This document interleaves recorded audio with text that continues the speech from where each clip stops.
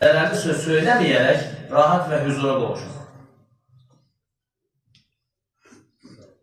Allah Teala insanoğlunun dilini tərpətməməsi üçün önünə 2 dodaq qoyur. Biraz böyüdükdən sonra sağlam, daha möhkəm qala kimi 32 diş düzür önünə. Ki, yəni danışmadan insanoğlu bir düşünsün, dilini tərpətmədən bir düşünsün. Danışacağım şey xeyirmi, yoxsa zərərmi? Dünya və axirətimə faydalı mı? Faydalı deyilsə susmaq. İsa Aleyhisselam nə dedi? Nəsiyyət istəyənlərə, heç danışmayın deyir. Bu mümkünsüz, o zaman xeyir danışın deyir. Resulullah sallallahu aleyhi ve sellem buyurur ki, sizlərdən Allaha və axirət gününə iman edən kimsə ya xeyir danışsın, ya sussun.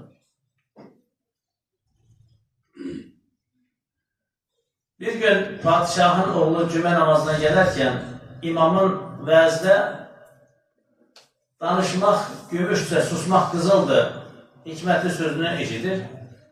Öz-özündə qərar alır ki, artıq danışmayacaq.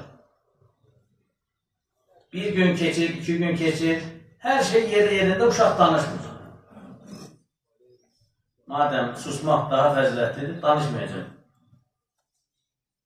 Təbiblər, loğmanlar, həkimlər, kimlər heç bir fayda vermir.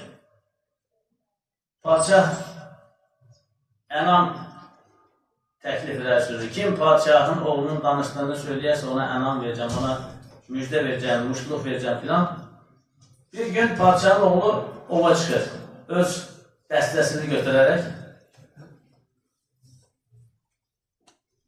Turac ormanlıqda, meşəlikdə oxumağa başlayır.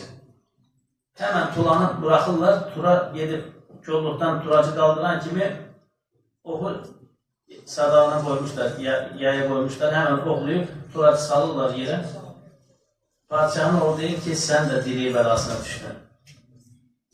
Yəni, oxumasaydı sənin yeri kim biləcəkdi? Həmən oradakı o tulaları buraxan, oğu gətirən, o qulluqçulardan birisi eşidir ki, padişahın oğlu danışdı. Dünyalıq neymət üçün həmən padişahın huzurundan, padişahın müjdəni verin, muşluğunu verin, oğlunuz danışdı.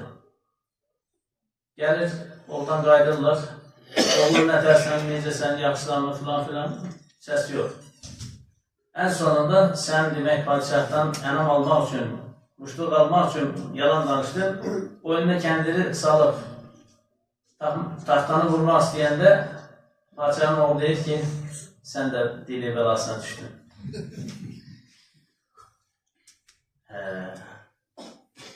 Yəni,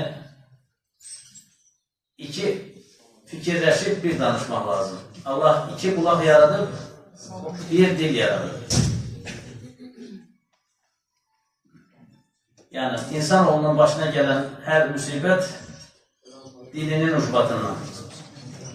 Hətta hədis şərəflərdə buyurulur ki, sabah insanoğlu evindən çıxmadan bütün bədən üzləri hal dili ilə dilə gələrək deyirlər ki, dilə müraciət deyirlər, əl, ayaq, göz, baş, bütün bədən üzləri. Dilə müraciət deyirlər, nə olar, fərqat dur, bizi cəhənnəm ateşinə soğur.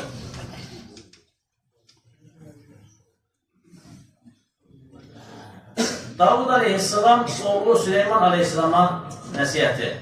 Davud Aleyhisselamın oğlu Süleyman Aleyhisselama nəsiyyəti. Üzür diləməyi gərəkdirəcək davranış və sözlərdən çəkin.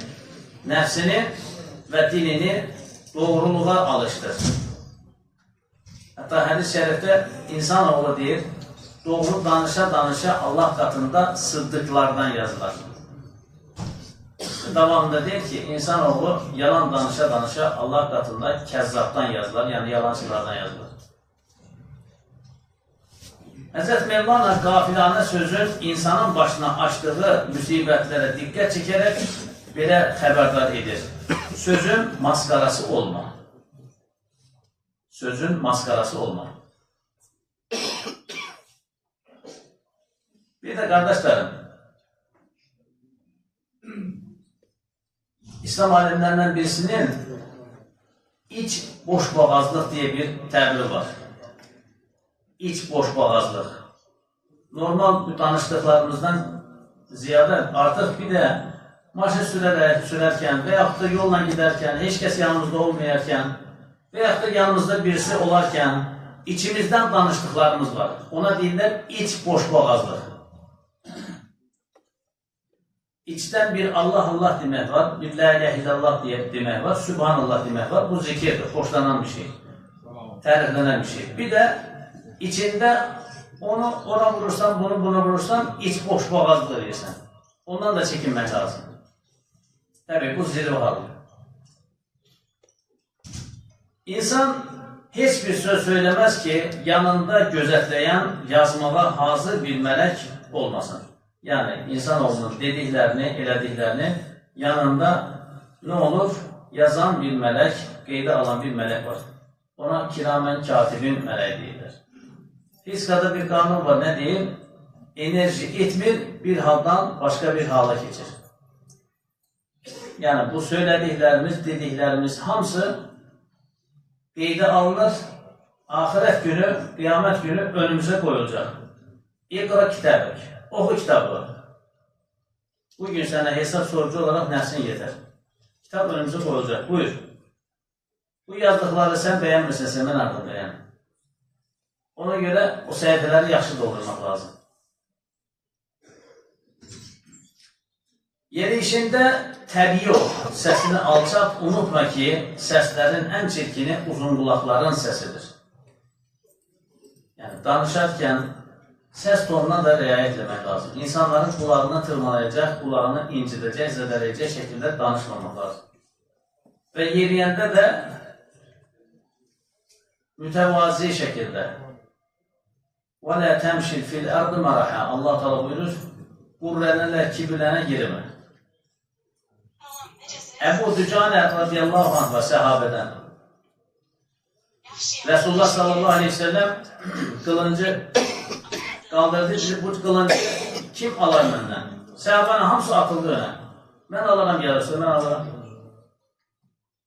Bu kılıncı kim alar benden dedi, yine hamısı ben alırım ya Resulullah. Bu kılıncın hakkını verir benden kim alar diyende dayandılar. Ebu Dücane adında sahabe öne çıktı. Ben alırım ya Resulallah. Kılıncın hakkı nedir? Kırılana kadar, şehit düşene kadar çarpışmak. Kılıncı boşandı. Gurrelene bizim Azerbaycan literatüründe edabaz diye bir söz var. Edabaz. Yani böyle yekeper. Gurrelene yeridir. Allah Resulü dedi ki bu meydan hariç bu yürüyüş halal değil. Burada ama düşmana kuvvetli göstermek için bu meydanda bu yürüyüş halal, caiz. Yani o şekilde gurrelenerek, kibirlenerek edabaz yerine diyor Allah Teala. Yerişinde təbii ol. Sesini alçat çünkü seslerin en çirkini uzun kulağın sesidir. Nüfey bin Haris radıyallahu anh belə rivayet edir. Resulullah sallallahu aleyhi ve sellem bir gün büyük günahların en ağırını size